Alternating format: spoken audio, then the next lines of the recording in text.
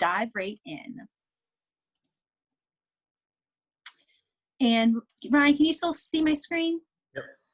Perfect. All right. So as I mentioned, unfortunately, Kayvon's unable to join us today, but just a little bit about his background. I will be mentioning and referencing some of his content. He is CEO and founder of Consciously, a purpose-driven executive and leadership consulting firm. Right now, he does leadership development as well at Google, and he's also worked at Netflix and Amazon. Check him out at consciously.one, and his tagline is, "All I know is how to help people grow." So Kayvon is great, and I'm bummed he can't join us today. As I mentioned, he had an emergency come up, but I will be sharing his excellent content and how we came about this topic of purposeful allyship together.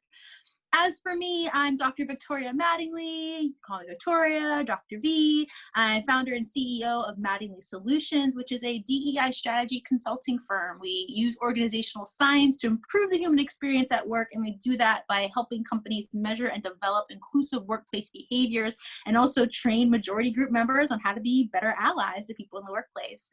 Worked with companies including Amazon, DDI, Intel, American Eagle Outfitters, and I do hold my PhD in organizational psychology. I also want to know a little bit about who is on the call right now. So thank you for those who are sharing background in the chat. We have people coming in from Cincinnati, British Columbia, love it, Niagara Falls, Houston. We got nice spread of people. I love having these in afternoon Eastern time because we can tend to get a little more people from across the country. And I also want to know how you found out about this. So Ryan, if you could launch our first poll. Hello to Stephen from St. Louis. I want to know how many of you already know about allyship. So have you completed or taken the course on Ally Up on Udemy? So take a moment to answer the polling question. This will help me know what type of allyship knowledge you're coming in with, to figure out how far we should deep dive on the different topics. So take a moment to answer this poll. If you've completed the course, if you've taken it but didn't complete it, if not, and if you have no idea what we're talking about, that's totally fine too. Ryan, what are we at for completion of the poll? 76%, 80%. Excellent. A few more in there. More seconds.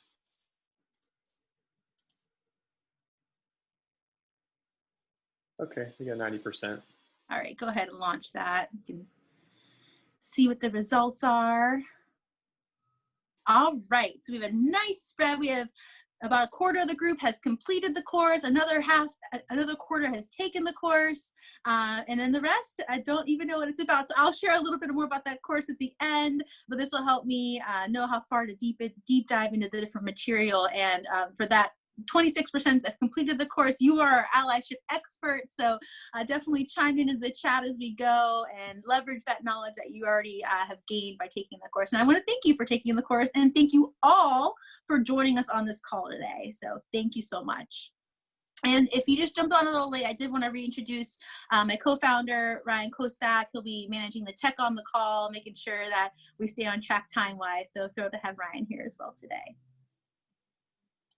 All right, so what is allyship? Before we can really get into purposeful allyship, let's have a shared understanding and grounding what allyship is. So allyship is an ongoing relationship between an ally and their partner working together for the shared goal of fairness, equity, and social justice. And the term relationship is really bolded there, and it's getting at what we don't want to see, which we're going to talk about here shortly, is performative allyship. So just going off and saying you're an ally and you're not actually doing the work, not actually engaging in those allyship behaviors, sometimes it can lead to more harm than good. And so how can we, by really grounding allyship in this relationship that we have between an ally and what I call the partner, we're going to help ensure that we don't fall into the trap of performative allyship, which once again I'll define here shortly.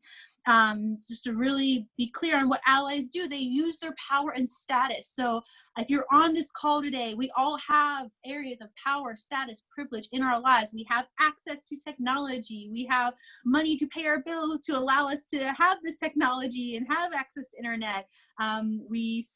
We speak a language that, we're able to use in our business world. We all have areas of power and status based on who we are, our identities, and what resources we have available to us. So allies use that power status, that privilege to support and advocate for someone who doesn't share a key part of their identity. And that last part is really key because what we don't want to see with allyship, even though good behaviors are good behaviors, right? If you're going to mentor someone, sponsor someone, advocate for them, support them, I don't want to downplay, humans taking care of other humans. I think that's phenomenal. But what we don't want is someone who's helping someone in their own group who identifies in the same way as they do and then calling themselves an ally. The beauty of allyship is taking that leap across difference and really going out of your way, getting yourself out of your comfort zone to connect with someone who's different than you in some meaningful way, whether it's gender, ethnicity, sexual orientation, religion, really intentionally connecting with someone different than you and using your power and status to help and to support, advocate for that individual. All right, so now that we all know what allyship is, let's dig into performative allyship. So performative allyship is the practice of using words, posts, and gestures that do more to promote an individual's own virtuous moral compass than actually helping the causes that they're intending to showcase. So let's break this down. So performative allyship is whenever we say we call ourselves an ally. And for those of you who have taken the Ally Up course, you know that I have a pretty strong stance on calling yourself an ally. You shouldn't do it. We should allow others to call us an ally. And being called an ally, if someone calls you their ally, that is the ultimate compliment that you could get for doing any sort of social justice or DEI, diversity, equity, and inclusion work. So by not calling ourselves allies, we're able to stay out of this performative allyship zone, which is thinking that we're allies, pretending like we are, but then not actually doing the work that goes underneath it. So there's this concept called moral licensing, and it has to do with the fact, if you ever heard someone who maybe is defending themselves, maybe someone called out a racist or a sexist comment that someone made, and they go, let's use the sexist example. So someone makes a sexist comment and they get called out and they said, you probably shouldn't say that. That was a sexist comment. And they go, I can't be sexist. I have a wife. I have 2 daughters. I'm the least sexist person you'd ever meet. Okay, just because you have a wife or daughters does not prevent you from then potentially saying sexist things or doing sexist things. And so this concept of moral licensing is like, well, if I have the one Black friend, then I can't be racist. If I have daughters, then I can't be sexist. If I did one volunteering act last year, then I can consider myself a person who contributes to my local community. By doing one good thing, we then give ourselves this moral license to then do bad things. And so performative allyship is kind of along those same lines. It's saying that we're allies, or putting things out there that signal that we're good people, we're allies, but then we don't actually do the work. And sometimes by doing these performative allyship acts, we might be even causing more harm than good. So let's dig into that a little more. Holiday Phillips has a phenomenal article on Medium that talks about performative allyship, and I recommend checking that out. We'll share that link at the end of the session, but it's also on the screen there for you. And right from that article, Holiday says it excuses, so it meaning performative allyship, excuses privileged people from making the personal sacrifices necessary to touch on the depth of the systemic issues it claims to address. So similar to the concept of moral licensing that I explained before, by engaging in performative allyship, it's almost like we're giving ourselves an excuse to actually do the work of allies. And that defeats the whole purpose of investing time and energy into allyship. So let's get some tangible examples.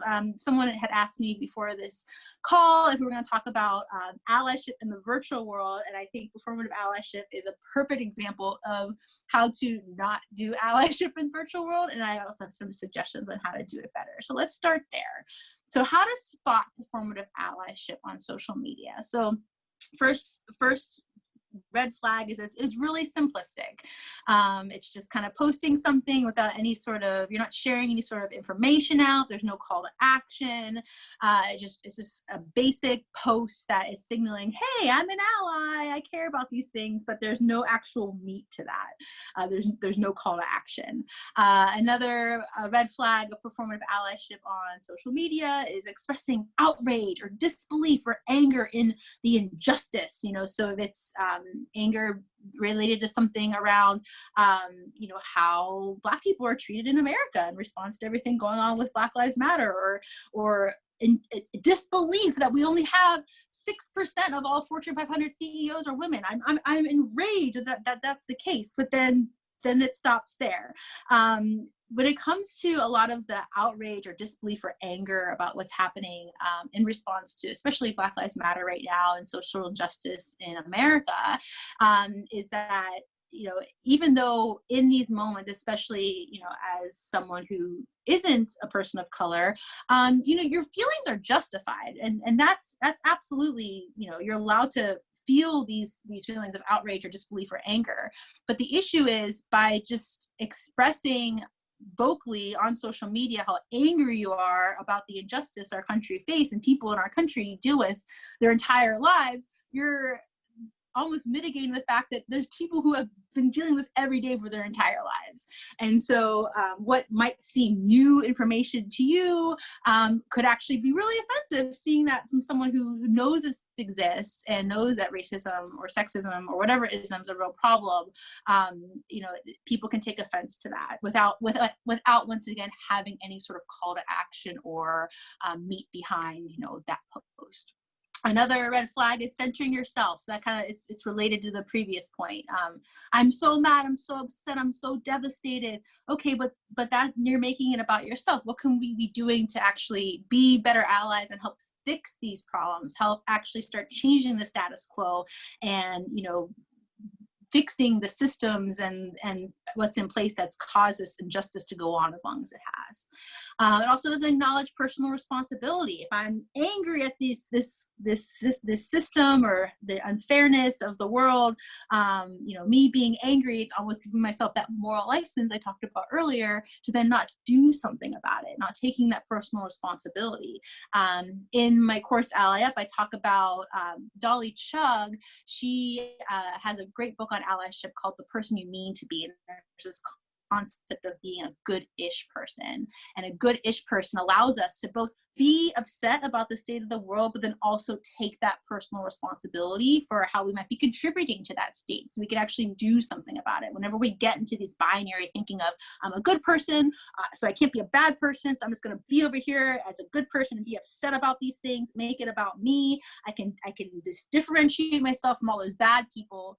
But then an unintended consequence is that you don't actually do anything beyond that outrage, beyond that centering of yourself. So performative allyship doesn't allow you to take on that personal responsibility. And finally, a big red flag of performative allyship on social media is getting a lot of praise and approval and admiration and intentionally seeking that out.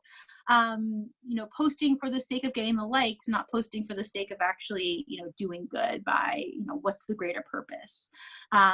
On the screen there, you'll see a black box. So there was a Blackout Tuesday. I want to say this was in June or July. And it had good intentions, right? So the call to action on social media was, take this one day for 24 hours and just black out your social media. Post a black box and spend that time, instead of posting about yourself or other things, to go learn about racial inequity, racial inequality in our country, learn about the history of systemic racism, and let's give the social media stage to the Black Lives Matter movement. On the surface, really well-intentioned. And I'm going to be honest here, I posted a black box that day because I believed in that cause, and I wanted to elevate Black Lives Matter and do the right thing that day. But what then had happened is it ended up being a case of performative allyship, because were we actually off reading our books and doing our work and being good allies that day? I mean, I vaguely remember I did do some reading of How to Be Anti-Racist, which is a phenomenal book. If you haven't read it, I strongly recommend it.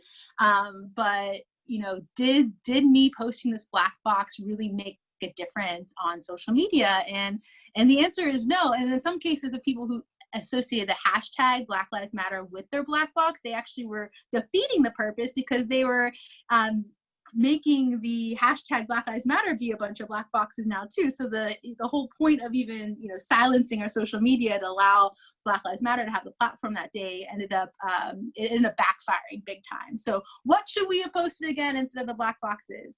Anti-racism resources, places to donate. Maybe there's a great Instagram account here in Pittsburgh that has a bunch of Black-owned businesses, and how do we better support those Black-owned businesses? Petitions to sign. So we're going to sign these petitions to demand accountability for police brutality. There's, you know, what could we have posted instead that would have given more action to the cause, versus just making it a simple, almost cop-out, just posting a black box. So I know I did take down my black box on Instagram, and we'll talk a little bit about you know, the self-reflection of good intended allyship moments and times in the past where we have unintentionally been performative allies, and what we could do about that moving forward to change. Okay, so that was performative allyship. That's not what we want to be. What we want to be are purposeful allies. So purposeful allyship, the practice of engaging in meaningful behaviors that create positive impact for the benefit of others. So being purposeful, and this comes right from Kayvon's blog, and I have the link down there at the bottom for you that we'll share with you at the end. But his consulting practice, his coaching, executive coaching, is focused on being purposeful. And he defines that as the practice of making value-based decisions for the betterment of oneself and others. And so it's really getting at, you know, how can we be living our lives from a sense of purpose and value and meaning? And to be a purposeful ally is that you're keeping that end goal of whether it's social justice, making the world a better place, you know, creating more opportunities for future generations, you know, rectifying maybe your own behaviors of the past, making a more inclusive and diverse organization. Whatever those values are, it's making sure that the actions you do as an ally are aligned with those values, and that end goal is for the betterment of others. So whereas performative allyship is you're kind of making yourself look good, you're making yourself look good, you're making yourself feel good. Purposeful allyship is, you know, aligned with the values, which will still make you feel good. You know, we as humans want to feel like our lives are full of meaning and purpose. You know, it's okay if allyship makes you feel good. I hope it does, because it's hard work. But it also, at the same time, needs to have that altruistic, helping others component, or else it's going to fall into that performative camp. So I wanted everyone to take a moment in the chat and take a moment to think about, what personal values do you hold that drive you to be a better ally? So it could be something as simple as integrity, or just wanting the world to be a fairer place. But what are the personal values you have that drive you to be an ally? What personal values do you have that led you to be on this call today, that are, you know, resulting you into getting this self-education to be a better ally? So take a moment and just throw some words in the chat there.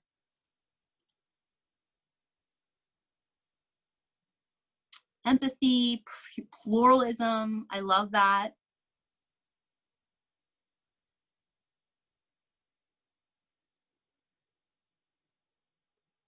And Stephen, to answer your question, by being here today, I definitely would call you an ally, so keep it up. Supportive, thank you, Fiona. Tina, wanting to hold a world where humans are seen as humans.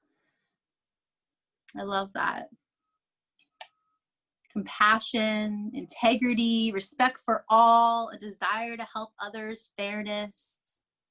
I love it. Thank you all for sharing those. Continue to put those in the chat there. And then with that idea in mind, thinking about your values, I also just want you to think about, how can you start with those values and then think about how can you use those values to then better serve others. You know, let's be honest, America, it's a very individualistic society. I think it's why you know, I had some interns this summer who aren't from the States, and I kept asking them, what do we look like over there? How do we look like right now? And they always go, we just don't understand why y'all don't wear masks. We just don't get it. And I'm like, because we take it as it's our individual right. It's our individual freedom, even though it doesn't make sense with science. And I don't want to get too political here, but you know, we are an individualistic society, and it's in our fabric. It's who we are as a nation. And there's a lot of good things that come from that, right? You know, we feel like we can accomplish our goals and be our individual, independent selves. And there's a lot of good that comes from that. But sometimes we lose sight on how we can, you know, have our values, have our integrity, have all the things we care about, you know, not only to live our lives with purpose and meaning, but also how can we use those values to better serve others. And so I just want you to just think about that. Feel free if you want to share something in the chat about, you know, how you can start with those values that you just shared and how you can use those to serve others. And then we'll have some additional ideas for you as we move forward. Okay.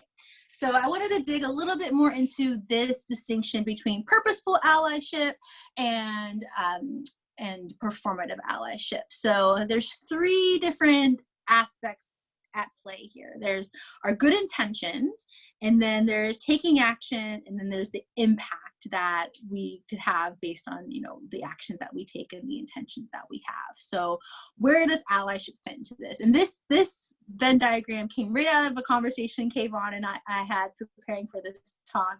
And so I hope I do it justice without him being here.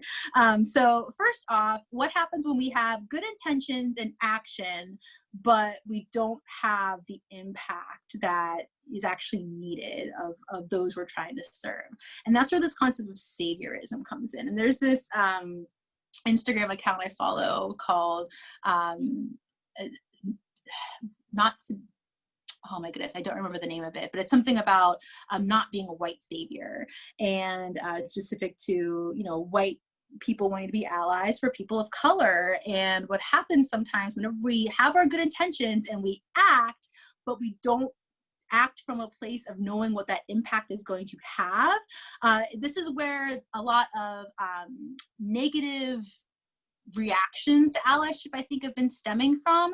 And what also I try to prevent with how I define allyship as this ongoing relationship, this partnership with someone else. Because if you just have good intentions and go out and then do work, what you could be doing is potentially solving problems that don't need to be solved. You're not solving the right problems. You're not doing the work that's actually serving and advocating for the group or the individuals that you're trying to serve and advocate for. So one example of this was I have a friend here in Pittsburgh who does a lot of work with the Latinx community. And it's whenever there was a lot of immigration issues happening, and there was reports that ICE was going to come in and start, you know, really cracking down on different immigrants and in different places around Pittsburgh. And there were a lot of wannabe allies with really good intentions that started trying to organize, and we're gonna go and protect these communities, and we're gonna hold a protest and do this and do all this work. And meanwhile, my friend who's been working in a nonprofit to serve and protect and advocate for this community for years had to go and do all this additional work to prevent this like counter attack that these, you know, neighborhood wannabe allies were preparing that actually didn't help what the general cause was. And so they didn't have the right skills, they didn't have the right approach, and all those resources that my friend could have devoted to actually serving the Latinx community here in Pittsburgh had to be then reallocated to preventing these allies from causing more harm than good. So that's why, you know, knowing what impact you're going to have by actually being involved, directly involved with the community you're trying to serve is so important, or else you'll fall into this camp of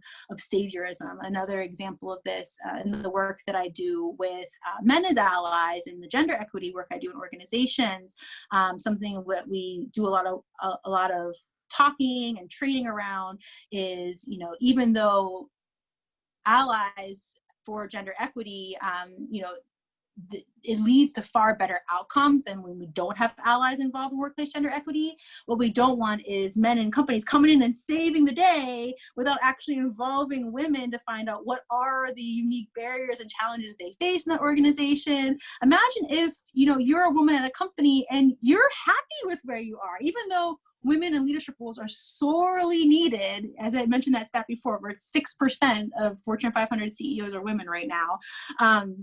You can't just assume every single woman wants to be a leader as well. So like, did you actually talk to this woman that you're advocating for and trying to get promoted? You know, so how do we prevent these saviorism or you know, people trying to come in and save the day? And that's really by having those partnerships and paying attention to that overall impact you're going to have. You know, thinking about those values and what we talked about on the last slide. Okay, so what happens when you have action and impact, intended impact, but without good intentions? That's just straight up harm. So there should always be that good intention, you know, like we're trying to cause good here. No ally would ever fall into this category. I genuinely believe even performative allies have good intentions. It's whenever you don't have those good intentions, that's whenever we're causing harm. That impact is negative. So we're not going to spend much time talking about that because I know everyone on the call today, just by being here, your intentions are clear. And then finally, performative allyship. So we have the good intentions and we think we're having impact. There's not actually real action to go behind it. So, and sometimes as a result of not having that action, we actually have negative impact, like in the Black Lives Matter Blackout Tuesday example I had before. Where we want to be as purposeful allies is that beautiful intersection where good intentions meet action, meet that impact. And we do that by really learning about what are the unique circumstances of the individuals and the communities that we're trying to serve, and what can we do to make sure that our actions are aligned with that impact we want to see, that we have those good intentions, that we're partnering with the right people along the way, and that we're not just making these claims or just taking the easy path, because, you know, it's easy to post something. It's a lot harder to only shop at Black businesses. It's a lot harder to okay, I'm going to attend one DEI training in my company, but I'm not going to spend the time it would take to actually seek out the people who could use my mentoring, could use my sponsorship, actually, you know, build these long-term relationships, because that takes work and that takes time. Purposeful allies put in the work, they put in the time, they recognize that it's hard work, they take those risks because they have that alignment with their intentions, the action, and the impact. Okay, so how can you be a more purposeful ally? So there's 3 ways I want to talk about today, and then we'll get into some more discrete ideas and these intentional actions. But the 3 ways are: 1, having that personal reflection; 2, engaging in meaningful conversations, even if they're challenging, even if they're awkward and uncomfortable; and 3, having intentional actions to make sure that that intent and that impact are well aligned. That's really where you know, performative allies go astray, is that the intention becomes greater than the impact. We want to make sure that, you know, those two pieces are aligned. So first off, what does it mean to have this reflection? So part of it, you know, of course, is the self-education that, you know, y'all are doing just by being on this call today, the books that we're reading, you know, that education piece. I say in my course, like, use the Google rule. So do your research. If you can Google it, find out the answer. Don't burden others with questions you could find out answers to. But there's also, with this personal reflection, eating crow. So just being able to acknowledge whenever you make a mistake and learning from it and moving forward. So I love this little tweet. You know, there's nothing wrong with deleting your black square now that you've received more information. So I've deleted my black square. And I also, you know, I did an audit, I did inventory of what I was posting on Facebook the last few months, and making sure the posts I had, they did have actionable insights, 5 ways to be a better ally, where to shop, where to go, what you can do, what to sign, and even just something as basic as auditing your social media pages and making sure, are these posts actually, do they have a call to action? Are they causing more good than harm? And being okay and acknowledging, I posted the black box and now I know that was a misstep, and that's okay, and one article I love so much is from Megan Carpenter, and we'll share this link at the end of the presentation, but she has this article on LinkedIn called "What I Need from Allies," and I'm just going to read this quote. I just think it's so good. I want a bunch of people who are interested in becoming allies to me to get it wrong, because I promise you will get it wrong, likely more than once. But please get it wrong for me. Be wrong on my behalf. Try stuff, learn stuff, make attempts and fail. Embrace the discomfort of not knowing, of not being certain, of not understanding, and then be motivated to learn and get better. I will give you grace if you give me effort. We are risking our lives. You can risk getting things wrong. So I feel like where we get stuck a lot of the times as allies is that we don't want to do the wrong thing. We don't want to say the wrong thing. Men as Allies program that I built out, I fought really hard to have that session, at least the introductory session, for a group of, it's a cohort of men in an organization wanting to be better allies. And I fought to make sure that there were not women in that room for that first session, to give them the safe space to be able to really talk about workplace gender equity, because I could guarantee most of the people in that room were not, and had never had that conversation before. And I fought to have that, create that psychological safety for them by not having women present. So it was a male facilitator, male only participants, because I wanted them to have this conversation amongst themselves, because I knew that they wouldn't speak up and say the things that they were needing to say in regard to their insights and aha moments of how they could be better allies in their day-to-day interactions with women at work. And so that was the very first session. And now these same men need to be able to have these conversations, be willing to get it wrong, because, there's something that happened a few years ago. It's called the Mike Pence effect, and it was in response right after the Me Too movement, so it would have been probably early 2017, and Mike Pence was documented saying that he is never alone with women, whether it's in a meeting or, taking a car from one place to the next, because he doesn't want to even put himself in this situation. And I don't know what I think that says a lot about Mike Pence, but also I think it says it was a huge backlash and unintended negative consequence of the Me Too movement, which was men particularly not even wanting to engage with women in the workplace because they didn't want to say the wrong thing, do the wrong thing, and be associated with all these bad guys in the Me Too movement. And what is the consequence of that? Well, these women who could have benefited from male colleagues, male mentors, male sponsors, male leaders advocating on their behalf, they lost that access. And so we need to be willing to put ourselves out there as allies, give this access to others who can benefit from interacting with us, especially when it comes to workplace dynamics, and give ourselves the permission to mess up, but then also learn from those mistakes, get it wrong, and then have the opportunity to then get it right. Anyone who's dabbled in entrepreneurship or just agile product development knows, trying it out, putting it out there, getting it wrong, failing quickly, and then learning from those mistakes. That's a best practice of good work operations. It's a best practice of allyship as well. It's just being able to then eat the crow, make the apology, learn from your mistakes, and move on. We don't want our wannabe allies paralyzed by the fear of doing the wrong thing. All right, so going to the second point, meaningful conversations. So, for those of you who've taken the course, I talk a lot about this relationship between allies and partners, and something that, was the context for Kayvon and I developing this webinar right now is that the way he develops his leaders and approaches his coaching engagements, he already talks a ton about curiosity, humility, and courage. And so that is what makes good leaders. It's what makes good allies as well. But then to be a curious leader, you also need to have a self-aware partner. If you're going to be asking all these questions, you need to have someone who can answer those questions and have that trust, even if someone's being humble or vulnerable.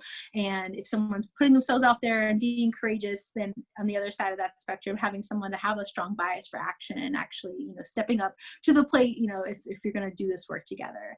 And so being a purposeful ally means actually engaging in these ongoing ally and partner relationships. So Ryan, if you don't mind launching the next poll, I am curious on the call, if you currently have one person in your life you're actively partnering with as their ally. And going back to that definition from earlier in the talk, and that person, that partner that you're partnering with needs to be different than you in some meaningful way. So either a different gender, ethnicity, sexual orientation, but are you currently partnering with someone who's different than you in some meaningful way as their ally? So take a moment to answer that poll. Where are we at on participation, Ryan? We're about half, 50%. Okay. Once again, there's no wrong answers here. We don't know who's answering what, so feel free to be honest. Pretty even spread.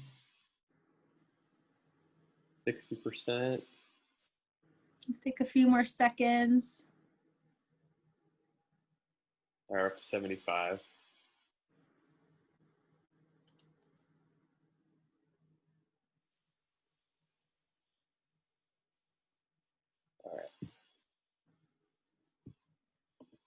All right, so 40%. That is high. I'm sure we probably have a biased sample just by the nature of the call today, but I just want to commend this 40%, 39% of those who are actively engaged in allied partnership. Please share that story, elevate your partner. Something that I don't agree with some of the backlash of performative allyship or recommendations about how to not be a performative ally is do this work quietly, do this work without the acknowledgement or without, boasting. And I feel like even though I understand the intention behind that criticism of performative allyship, role modeling as a psychologist, role modeling behaviors, role modeling allyship behaviors, showing the world what this successful ally partnership looks like between you and the person you're partnering with, that is actually a really good thing. We need more stories of ally partnerships out there. So I encourage those of you who are currently working with someone as their ally to not only elevate their voice, amplify them, use your platform to help promote them as individuals, but also just share about how meaningful and purposeful that relationship is with the person you're partnering with, and just talk about it as just that. It's a partnership, it's a collaboration, it's we're engaged in mentoring. Maybe it's reverse mentoring. Maybe they're mentoring you and you're both learning from each other. But whatever it is, like, share that out there. We need more examples in this world, especially at this moment in time, of people partnering across difference and for these greater causes of social justice and equity. So thank you for those who said yes. For those who have partnered with someone in the past, I love that as well. How can you maybe re-engage with that person or take those lessons? I'm sure you learned so many things in that partnership in the past. How can you take those lessons and help encourage others to be allies, or partner with an ally, and then also get a new partner and learn and share that experience with someone else. And for those of you who've never engaged in allied partnership, this is an incredible place to begin. So it just takes recognizing the opportunity for one person in your life, someone who's different than you in some sort of meaningful way, and just starting that relationship. Ideally, that person does have some self-awareness, and you can form a relationship built on trust, and they are motivated to, if there's someone that you work with, they're motivated to advance their career, or if someone that maybe is in your community or in your family or in different areas of your life, like they're motivated to create some sort of change. And how can you partner with them in a really authentic and meaningful way to do that work. So I encourage you all to either keep your partnerships going, find new partnerships, share these stories out, and the world needs more ally partnerships right now. And this is such a phenomenal way to be a purposeful ally. So thank you for sharing that. And then finally, the third way, intentional action. So everything I do with my DEI work, I go back to this core definition. Diversity is how we see each other, and inclusion is how we treat each other. So it's really those actions, and allies are, it's allyship is like the most supreme level of inclusive behaviors, and it's my favorite type of inclusion that I love to talk about. So getting at really how we treat each other as allies and having those intentional actions. So what do some purposeful allyship actions look like? First off, act with your wallet. So if you are inclined to post something on Facebook or Instagram or whatever social media, how can you then support that business? How can you then invest in minority-owned businesses? How can you just vote with your wallet? And there's more and more resources out there, especially with everything that's been happening with Black Lives Matter. As I mentioned, in Pittsburgh, we have a couple of resources to, to frequent Black-owned businesses, but thinking about what part of the country you're in, what communities could benefit from more commerce, how can you act with your wallet? Making decisions aligned with your values. So even though it can be hard to make these tough decisions. So for example, knowing that you value diversity on your teams, and yet you're being selected for the same teams over and over and over again. Even though it's a tough decision to say, hey, I appreciate this opportunity, thanks for this high visibility assignment, and I'm on this high performing team. What if we gave someone else a shot, because I really value giving everyone equal opportunity to participate, and so even though those decisions are hard, if you go back to those core values, that list that you generated at the beginning of the call, it will help you make those tough decisions and know you're making the right one. Calling out people in real life. And there's a whole literature on bystander interventions and how to call people out. We have a unique opportunity with the holidays coming up, but pushing yourself to have those conversations, not behind the shroud of social media, and it could be as simple as just asking questions. I think people get scared. I mean, I might even use a different phrasing here next time, not say call out, but just questioning people in real life whenever someone does say something that isn't aligned with your values, isn't aligned with these core principles of allyship, and asking, well, why do you feel that way? Or do you think that applies to everyone? Or, like what would make you say such a thing? And do you really believe that? Just asking questions and calling people out, having those conversations. It's tough and it's awkward and uncomfortable, but that's really where purposeful allyship, the magic happens. Give your platform to someone from an underrepresented group, especially if you have a large platform, whether it's internally at your organization, whether it's on social media, if you have a podcast, if you are asked to speak somewhere and you recognize, oh, wow, everyone else on the panel looks just like me.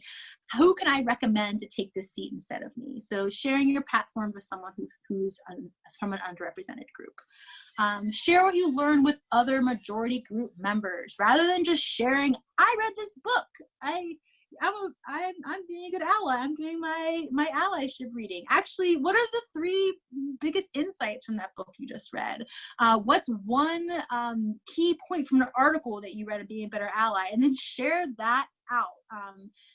Even though there's a lot of backlash, as I mentioned, against performative allyship, there is still a lot of advantage of sharing out the lessons that you learned, especially if you can put a little story on there. Storytelling is incredibly effective when it comes to doing diversity, equity, inclusion works. How can you share some of your story in a way that has that impact and inspires people to action? Not just sharing for the sake of sharing to look good, but sharing for educating others and inspiring them to do the work of allies as well. Some related to that, share impact, not intention. So think about, what is the purpose of this thing I'm posting, or this thing I'm doing? Is because I'm trying to be a good person, or is it because I actually want to have that impact and sharing that impact out with others? Make sure you're centering others. Don't center yourself, center others. As an ally, we want to be centering others, elevating others, amplifying others. So if you find yourself centering yourself, try to flip that around, center others instead. And when you do get it wrong, so we're all going to get it wrong. That's just the name of the ally game. When you get it wrong, apologize, learn from that mistake, and then change your behavior. I got something wrong a few months ago. A potential collaborator of mine called me out on sharing it, and I asked her to sign an NDA, and she called me out on there may have been some racial implications, the fact that she was a different race than me. And even though that is absolutely not what I intended and not what I meant, I definitely responded from a place of white fragility. I talked about all the other people of color I partner with and how I have all my collaborators sign NDAs. I just went on and on, defending myself, centering myself. And what I learned from that, first I apologized after I had some time to reflect on, oh my goodness, I should have just said, thank you for that feedback. I will make sure when I ask future people who are different than me to sign an NDA, I'm very clear with why I'm asking them to sign it. Instead of me just ending the conversation there, I did eventually apologize. I learned from that mistake, and I changed my behavior moving forward. I'm not going to come from a place of white fragility in the future. I'm going to thank that person for giving me that feedback and maybe acknowledging a blind spot I didn't have, what that could have been perceived as an NDA being signed in that one scenario. So really that gets at the self-reflection piece, but then what do we do once we reflect on something that we made a mistake doing in the past? Apologize quickly, learn from it, change your behavior moving forward. Okay.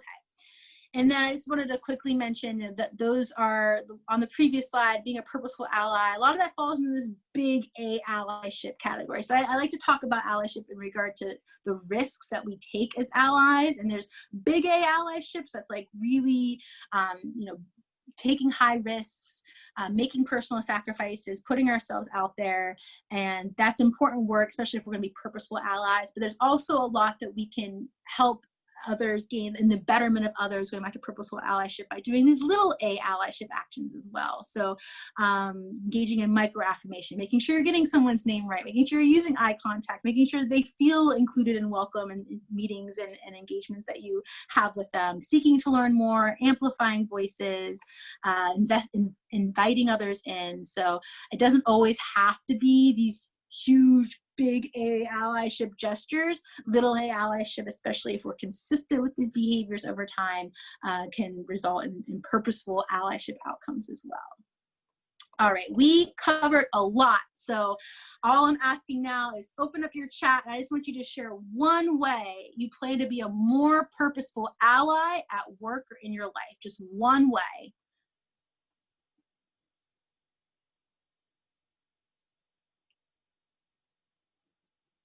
And while everyone's writing their answer in the chat, I'll answer some of these questions. Leanne, you asked if there's an ally partner with an individual or community. I really encourage, starting with, I want to help this community and having that insight and awareness, but then finding an individual in that community to have that type of deep relationship, that meaningful relationship with someone, to really learn their perspective. Without having that one-on-one interaction, we can delve into the area of maybe performative allyship, or that saviorism we talked about before.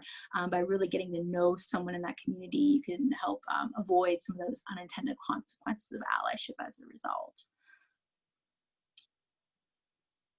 I love that. Awareness of performative allyship, not about me. Stop being so silent about the choices. Listening, not assuming, asking questions, posting more supporting content and supporting communities actively. I love all of these. Keep sharing your one way you plan to be a more purposeful ally at work. I love these. And that's how we start, especially with being an ally or DEI work in general. It can really feel like trying to boil the ocean. It can feel like, how do you eat an elephant? One bite at a time. What's one way you can start today to no longer be paralyzed by the fear of making a mistake? I think that's important. Research more Black-owned businesses and spend there. I love that. It's a great way to be an ally. Call out racist family members. Good luck with that, Ryan. I'll see how that goes. I love it though. That's big A allyship for you. I love it. All right. I know we only have a few minutes left. I did want to open things up to questions. Before we get there, though, I have 2 calls to action for you all. So if you haven't taken the Ally Up course on Udemy, I do encourage you to take that course. If you have taken it and you loved it and you wanted to share it with someone else, this link on the screen, and then Ryan should share it in the chat right now. This will take you to a 25% off voucher. So if you liked the course and want to share it with someone else, 25% off voucher for them. If you want to take the course yourself, just by being on the call today, get 25% off. So that's the first call to action. Second, how can you embed allyship into your organization? So I love doing workshops like these. You know, what if you've taken the Ally Up, what you've seen in that course, but all that is how to help individuals just like you be better allies in your day-to-day life. I also have an entire business that helps companies and teams do this at the organizational or the team level. So if you work for a company and someone is responsible for DEI, diversity, equity, inclusion at your company, connect us. I would be so thrilled to come and do this work at the team or company level at your organization. So those are my 2 little calls to action there. Ryan put those links in the chat. My company, Mattingly Solutions. If you're not connected with us, all of our social media and everything's right there on our website, mattinglysolutions.com. But now I wanted to open it up to questions. So we have a few minutes left together. What questions can I answer for you when it comes to purposeful allyship, how not to be a performative ally? Yeah, let's open it up to the group, but feel free to share. I know Leanne had one other question, was is allyship different from friendship? Yes, and that's a great question, because friendship, I feel like if you do allyship right, you're going to end up forming a friendship just by consequence. But not all friendships are rooted in the shared goal of making the world a fairer, more equitable place. So that's really the key distinction between the 2. You know, because you could say the same thing. Maybe someone who was your mentor ended up being your friend after all. Maybe someone who was a boss, you know, at a company ended up, you know, especially if you didn't work there anymore, they weren't your boss anymore, you end up forming a friendship as a result of that. But allyship really has core to its foundational, you know, fabric is we're working together to help for the betterment of the person from some sort of underrepresented group, some maybe disadvantaged group, because we want together make the world a better place, make our company fairer, have more diversity, equity, and inclusion. And, you know, and by doing that work together, a friendship might form, but it really has to have that core purpose and goal of diversity, equity, and inclusion. So that's a great question. What other questions do y'all have? Yeah, feel free to unmute yourselves and you know, ask them.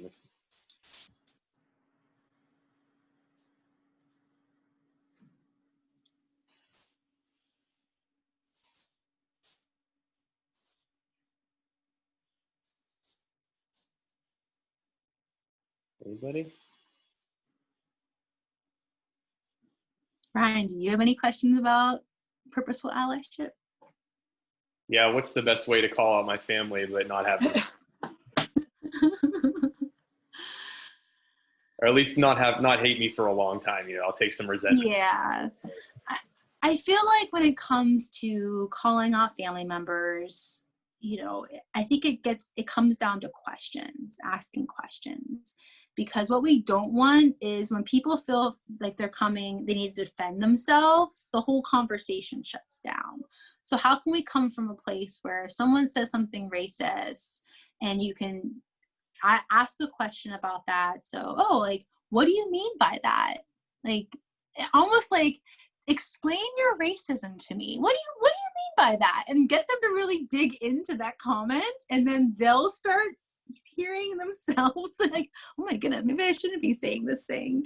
You know, almost playing a little dumb, like, oh, like what did you mean that by comment? What does that actually mean? You know, even though we all knew what that person was getting at.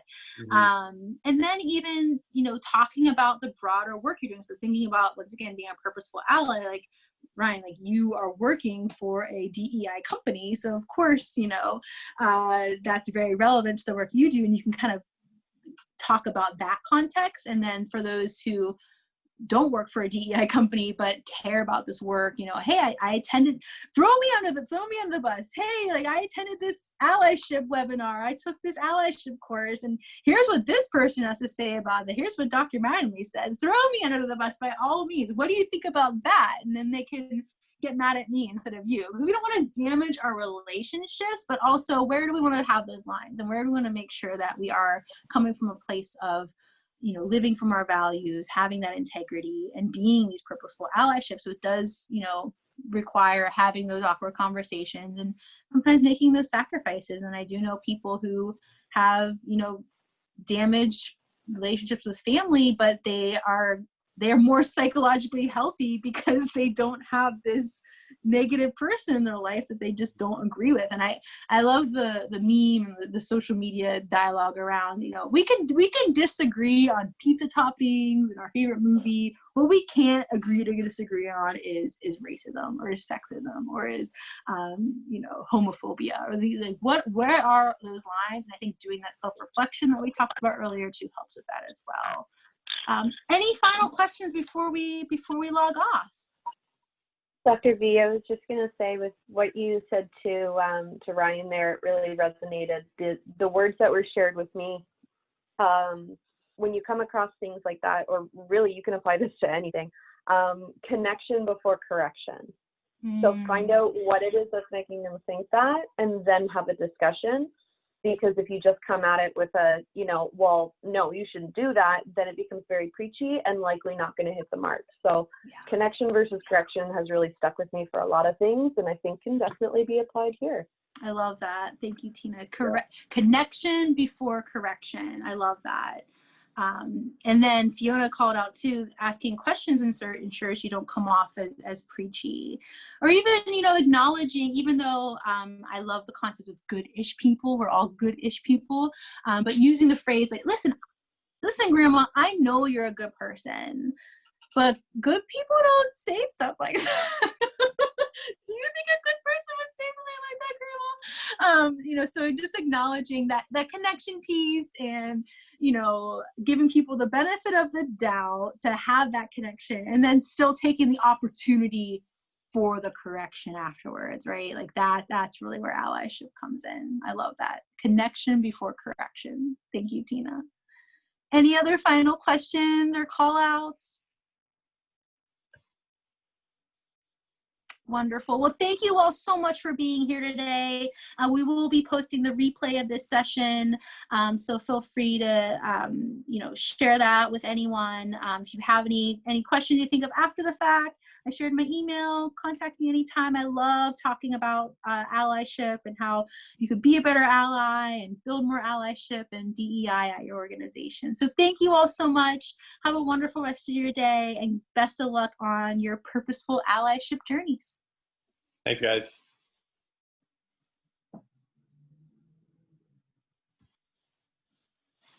Do you have the links that were on the? I don't know if you have the post. I will share the links in the YouTube video whenever that goes out. So I'll make sure to email all participants the YouTube video, and then the links will be in that. Thank you, Ryan.